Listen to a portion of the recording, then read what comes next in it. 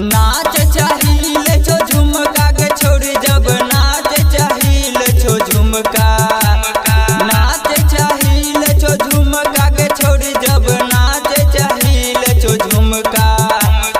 धीरे से लगाने के ठुमका के छोड़ी कनी धीरे से लगाने के ठुमका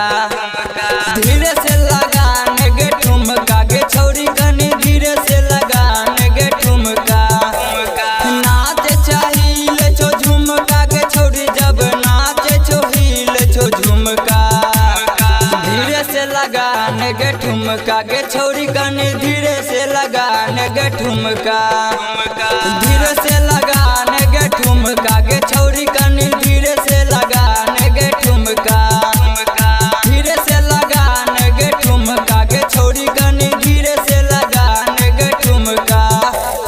डीजे अभिजीत। अभी आप सुन रहे हैं आर रिकॉर्डिंग स्टूडियो से। धीरे से लगाने के ठुमका के छोड़ी कनी धीरे से लगाने के ठुमका बाजे छोड़ी जे भ जाय छ बता गे कोमल जवानी के दै छ सजा गे कोमल जवानी के दै छ सजा गे बाजे छोड़ी जे भ जाय छ बता गे कोमल जवानी के दै छ सजा गे हिलबे ना तू धुमका के छोड़ी कनी धीरे से लगाने के ठुमका धीरे से लगाने के ठुमका के छोड़ी कनी धीरे से लगाने के ठुमका धीरे से लगाने के ठुमका के छोड़ी कनी धीरे से लगाने के ठुमका।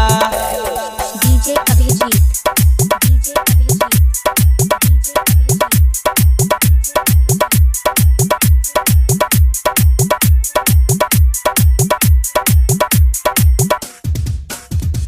नाचे चाहिए छो पूरा खजाना राइटर राजा कहो बंसी दीवाना राइटर राजा कहो बंसी दीवाना नाचे चाहिए छो पूरा खजाना राइटर राजा कहो बंसी दीवाना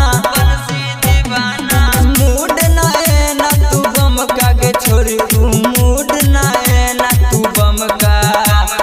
धीरे से लगाने के ठुमका के छोड़ी कनी धीरे से लगाने के ठुमका धीरे से लगाने के ठुमका के छोड़ी कनी